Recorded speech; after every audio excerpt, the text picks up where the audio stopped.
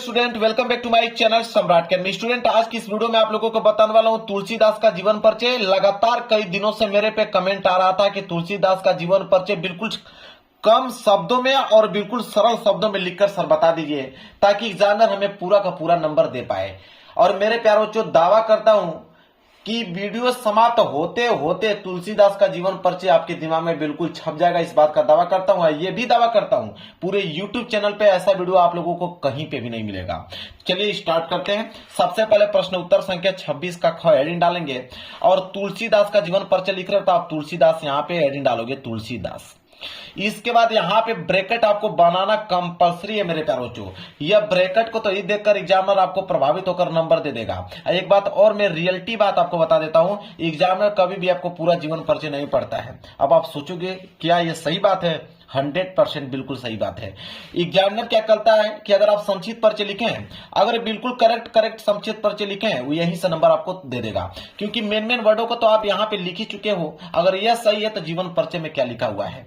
मैं कहता हूं ना, यहाँ पे मेरे प्यार जो क्वांटिटी मायने नहीं रखता है कि आप कितना लिख रहे हो, 2 पेज 4 पेज, क्वालिटी मायने रखता है कि मेन चीज जो पूछा है वो आपने लिखा है कि नहीं। तो संक्षिप्त परिचय में जैसे नाम ने आप लिखा तुलसीदास।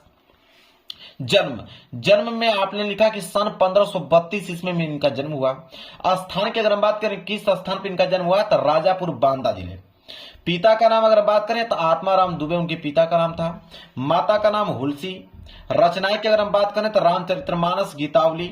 मृत्यु की अगर हम बात करें तो सन 1623 ईस्वी में की मृत्यु हो गई। मेन पॉइंट अगर आपने लिख दिया, ये नंबर से यहां से मिल जाएगा। अगर इतना ही पॉइंट अगर आपको है तो इससे बनाकर आप पूरा का पूरा जीवन परिचय लिख दोगे। कैसे? देखिए, सबसे पहले यहां नाम से स्टार्ट करते हैं और जन्म से स्टार्ट करते हैं। देखिए, नाम में लिखेंगे, यहां पे जीवन परिचय ब्लैक पेन से हेडिंग डालेंगे, लिखेंगे कि गोस्वामी तुलसीदास जी का जन्म। अब देखिए, तुलसीदास का लिख रहे हो तो आप लिखोगे गोस्वामी तुलसीदास जी का जन्म।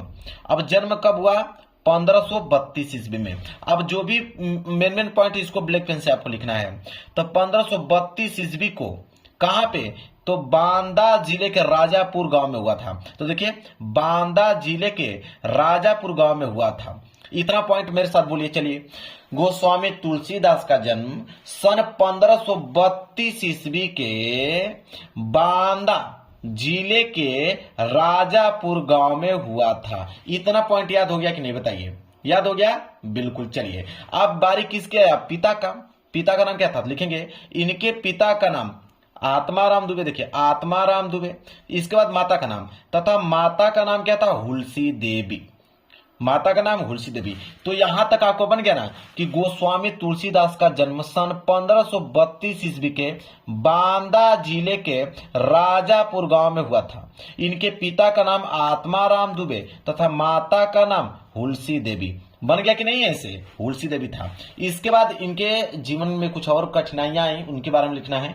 लिखेंगे कि कुछ लोग इनका जन्म स्थान एटा जिले के सोरो स्थान पर मानते हैं। देखिए, बहुत सारे विद्वानों में मतभेद था कि इनका जन्म कहां हुआ था। कुछ विद्वान कहते हैं कि बांदा जिले के राजापुर गांव में हुआ था, तो कुछ विद्वान कहते हैं कि नहीं, इनका जन्म जो हुआ था वो एटा जिले के सोरो नामक स्थान पर हुआ था।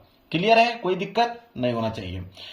फिर लिखोगे कि इनका जन्म जो हुआ अमुक्त नक्षत्र में होने के कारण इनके माता पिता ने इन्हें त्याग दिया। मतलब कि आप लिखिएगा कि इनका जो जन्म हुआ था वो अमुक्त नक्षत्र, ठीक है, अमुक्त नक्षत्र में जैसे वो पैदा हुए तो उनके माता पिता ने उनको क्या कर दिया? त्याग कर दिया। उनका पालन पोषण नहीं किया, उनको छोड़ दिया। ठीक है। लिखेंगे इनके गुरुस्वामी, मतलब इनके गुरु जो थे उनका नाम क्या था? कि नर हरिदास। याद कर लीजिएगा उनके गुरु का नाम, कि इनके गुरु स्वामी नर हरिदास ने इनका पालन पोषण किया। अब जाहिर सी बात है कि माता पिता अगर छोड़ देंगे तो कोई ना कोई व्यक्ति तो पालन पोषण करेगा। तो वो जो व्यक्ति थे वो उनके गुरु हो गए। उनका नाम था नर हरिदास। उन्होंने उनका पालन पोषण किया। इसके बाद लिखिएगा यहाँ पे कि कहा जाता है कि इनके जन्म के समय इनके 32 दांत मौजूद थे। मतलब बहुत रेयर केस में आप देखोगे कि ऐसा होता है। लेकिन तुलसीदास जब उनका जन्म हुआ तो उस समय, जन्म के समय उनके 32 दांत मौजूद थे। 32 के 32 दांत उनके मौजूद थे। और इनका विवाह, जाहिर सी बात उनकी शादी तो होगी, बिल्कुल होगी, और जिससे शादी होगी उसका नाम भी तो होना चाहिए, बिल्कुल होना चाहिए। क्या नाम है? रत्नावली। लिखोगे कि इनका विवाह जो हुआ था वो रत्नावली के साथ हुआ, और यह अपनी पत्नी के प्रेम में बहुत अनुरक्त रहते थे। जाहिर सी बात है कि अगर आपकी शादी हुई तो आप अपनी पत्नी से प्रेम करेंगे ही करेंगे। तो कह रहे हैं इसमें लिखा हुआ है कि इनका विवाह रत्नावली के साथ हुआ और यह अपनी पत्नी के प्रेम में बहुत अनुरक्त रहते थे, लेकिन पत्नी के डांट के कारण इनके मन में वैराग्य उत्पन्न हो गया। मतलब कुछ झगड़ा हुआ और पत्नी ने कुछ ऐसा शब्द बोल दिया कि जो उनके हृदय में लग गया, और वो क्या किए कि वो उनके डांट से उनके मन में जो है वैराग्य उत्पन्न हो गया। अब आगे के पॉइंट में थोड़ा पीछे बताता हूं, पेज भर जाए तो इधर लिख दीजिएगा, ठीक है? यहाँ पे दिख रहा है ना, कह रहा है कि उत्पन्न हो गया, वैराग्य उत्पन्न हो गया, और ये काशी चले गए। कहां पे चले गए? काशी चले गए, और काशी के शेष सनातन नामक विद्वान से वेद पुराणों आदि का ज्ञान प्राप्त किया। अब जब काशी चले गए तो उनके गुरु मिले जो उनको शिक्षा दिया। तो शिक्षा किससे लिए? शेष सनातन नामक विद्वान से उन्होंने वेद पुराण की शिक्षा ली, उनसे ज्ञान प्राप्त किया, और इनकी मृत्यु हुआ सन 1623 ईस्वी में। बस रचनाएं की बात करें तो रामचरितमानस, गीतावली, दोहावली इत्यादि। खत्म हो गया मेरे प्यारों। समझ में आ गया आप लोगों को? कोई डाउट नहीं होना चाहिए। यह है तुलसीदास का जीवन परिचय। अब एक बार रिवाइज करा दूं मैं आप लोगों को, एक बार रिवाइज करा दूं। चलिए लिखेंगे कि गोस्वामी तुलसीदास का जन्म सन 1532 ईस्वी के बांदा जिले के राजापुर नामक गांव में हुआ था, लेकिन कुछ विद्वानों में मतभेद था। क्या था? आगे लिख दीजिएगा कि उनके पिता का नाम आत्माराम दुबे तथा माता का नाम हुलसी देवी था। लेकिन अगला पॉइंट लिखिएगा कि लेकिन कुछ विद्वानों में मतभेद था कि उनका जन्म जो हुआ था वो एटा जिले के सोरो नामक स्थान पर वो उनका जन्म मानते हैं। ठीक है, फिर लिखेंगे कि इनका जो जन्म हुआ था वो अमुक्त नक्षत्र के होने के कारण उनके माता पिता ने उनको त्याग दिया। फिर उनके गुरुस्वामी नरहरिदास ने उनका पालन पोषण किया। और एक बात और लिख लीजिएगा कि जन्म के समय उनके 32 दांत मौजूद थे। उनकी पत्नी का नाम था रत्नावली, जो उनसे बहुत प्रेम करती थी।